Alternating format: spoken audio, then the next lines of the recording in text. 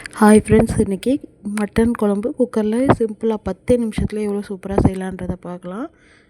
அதுக்கு முதல்ல குக்கர் வச்சு எண்ணெய் விட்டு சூடானதும் தேவையான ஸ்பைசஸ் ஆட் பண்ணிக்கிறேன். ஸ்பைசஸ் போட்டு நல்லா பொரிஞ்சதுக்கப்புறமா கொஞ்சமாக வெங்காயம், கருவேப்பிலை இது ரெண்டையும் போட்டு நல்லா வதக்கிக்கலாம். வெங்காயம், கருவேப்பிலை நல்லா வதங்கணும். கோல்டன் ப்ரௌன் ஆனதுக்கப்புறமா நம்ம இஞ்சி பூண்டு பேஸ்ட்டு ஆட் பண்ணிக்க போகிறோம்.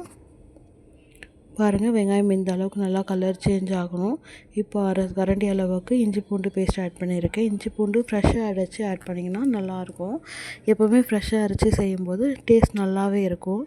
கண்டிப்பாக ட்ரை பண்ணி பாருங்கள். அதுக்கப்புறமா இஞ்சி பூண்டு பேஸ்ட் பச்சை வாசனை போனதுக்கப்புறமா நல்லா வதக்கிட்டு தேவையான அளவுக்கு தக்காளி வச்சுருக்கேன், அதையுமே ஆட் பண்ணிக்கிறேன்.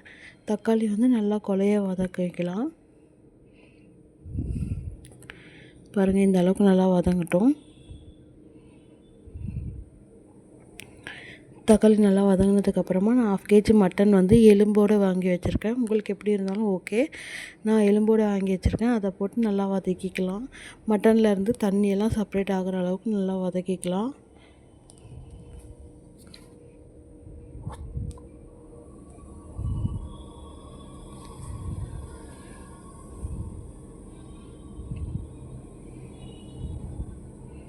பாருங்கள், நல்லா நம்ம வதக்கிறதுக்கு முன்னாடி தண்ணி செப்பரேட் ஆகுது.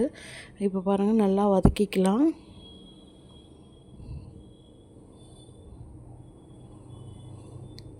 மட்டன்லேருந்து தண்ணியெல்லாம் வந்துச்சு, அது ட்ரை ஆகிடுச்சு. இப்போ தேவையான அளவுக்கு குழம்பு மிளகாத்தூள் ஆட் பண்ணிக்கிறேன். அது கூடவே மட்டன் மசாலா ஆட் பண்ணிக்கிறேன்.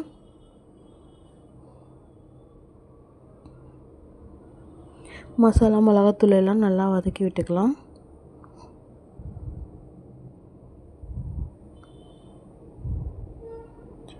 பாருங்கள், நல்லா இந்த மாதிரி வதக்கி விட்டுட்டு அதுக்கப்புறமா நம்ம தண்ணி ஆட் பண்ணிக்கலாம். இந்த மாதிரி செய்யும்போது குக்கரில் வச்சு வேக வச்சு அந்த மாதிரி செய்யணும் அப்படி இல்லாமல் குயிக்காக சிம்பிளாக செஞ்சு முடிச்சிடலாம். பாருங்கள், நம்ம மசாலா நல்லா வதங்கிருச்சு. இப்போ குழம்புக்கு தேவையான அளவுக்கு தண்ணி ஆட் பண்ணிக்கிறேன்.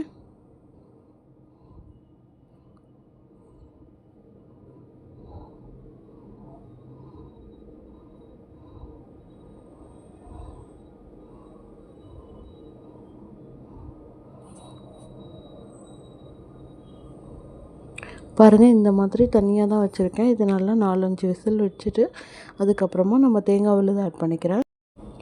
இதில் நான் விசில் போட்டுறேன். இப்போ அதுக்குள்ளே தேங்காய் ரெடி பண்ணிக்கலாம். அதுக்கு நான் 2 பீஸ் தேங்காய், கொஞ்சமாக ஒட்டச்ச கடலை, அது கூடவே 2 ஏலக்காய், கொஞ்சமாக சோம்பு, கொஞ்சமாக தண்ணி விட்டு நான் நல்லா ஃபைன் பேஸ்ட்டாக அரைச்சிட்டு வந்திருக்கேன். குழம்புல காய்க்கு உருளைக்கிழங்கு அண்டு முருங்கைக்காய் தான் நான் ஆட் பண்ணுறேன். உருளைக்கிழங்கு தோல் சீவு சேர்த்துருக்கேன்.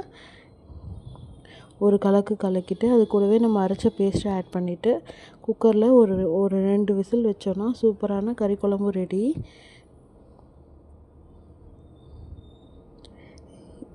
நான் தக்காளி வதக்கும் போதே உப்பு போட்டிருப்பேன். ஏன்னா உப்பு போடுறத நான் காமிக்கலை. இது பாருங்கள், அவ்வளோதான். 2 விசில் இறக்கி வச்சதுக்கப்புறமா சூப்பரான கறி குழம்பு ரெடி. கண்டிப்பாக நீங்கள் ட்ரை பண்ணி பாருங்கள். 10 நிமிஷத்தில் வேறு லெவல் டேஸ்ட்டில் இருக்கும். கண்டிப்பாக ட்ரை பண்ணி பார்த்துட்டு எப்படி இருந்துச்சுன்னு கமெண்ட்டில் சொல்லுங்கள். மறக்காமல் என்னோடய சேனலை சப்ஸ்கிரைப் பண்ணிக்கோங்க அண்ட் ஷேர் பண்ணிக்கோங்க. தேங்க்யூ.